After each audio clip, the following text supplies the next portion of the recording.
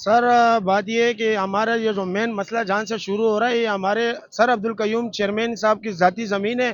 اس کی مارکیٹ بنی ہوئی ہے, اسی لائن سے اسی کی زمین سے یہ پانی باہر بہ رہا ہے.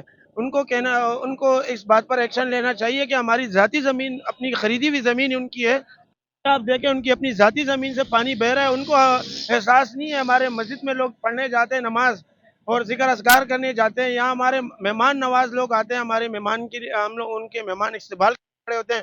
روڈ پہ وہ دیکھتے ہیں, وہ پریشان ہو کے پھر دوبارہ آتے ہی نہیں ہمارے پاس. وہ کہتے ہیں آپ پریشان چوک میں پریشان ہی رہو, اچھے ہم لوگ نہیں آتے ہیں گلشن اقبال تاریخ روڈ سے. یہاں کے حالات کرسٹال کے معاملات چیک کرو آپ, کسی ایرونی سارے ایرونی ہے یہاں پر, ہمیں کوئی سہولیات نہیں ہے سر, ہماری کوئی چیز کی محفوظ نہیں ہے. کوئی ہم صبح رکھتے ہیں شام تک 2-3 گھنٹے میں وہ غائب ہو جاتے ہیں. قسم خدا کی ہم بہت پریشان ہیں. پریشان چوک کے بڑو, آپ لوگ تھوڑے جاگ جاؤ. ہمیں کیا کرنا چاہتے ہو آپ لوگ؟ ایک تو ہمارے گھروں گھروں میں آپ لوگ آئس بیچنا چاہتے ہو, ہمارے بچوں کو تباہ اور برباد کر دیا آپ لوگوں نے. ہم کہاں جائیں آپ بتاؤ؟ ہمارے کو کوئی اچھی زمین لے کے تو ہم فقیر کانی اور پریشان چوک کو سلوٹ کر کے چھوڑ دیتے ہیں.